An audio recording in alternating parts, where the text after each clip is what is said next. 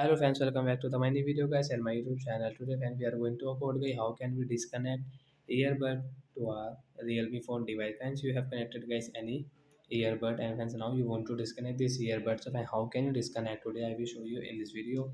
So before starting video friends, first of all go and subscribe the channel guys, click the bell icon and like the video.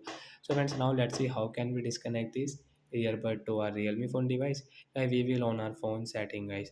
After on phone setting, we will scroll it. Friends, click on guys your Bluetooth setting. Guys, tap on Bluetooth setting. So which device guys you have connected, guys, you can check from here. So we have connected guys this P20 TWS. So right side icon tap here, guys. You can see your disconnect option, guys. We will tap on disconnect. So as you can see, guys, earbud will disconnect to our Realme phone, guys. We cannot use. If you use, so you will have to only tap, guys. It will connect automatic, guys. After disconnect. So that's it guys. Thanks for watching the video guys. We will meet on next video guys with new topic. Before going guys, please go and like the video, subscribe the channel. Bye bye friends. Thanks for watching the video guys.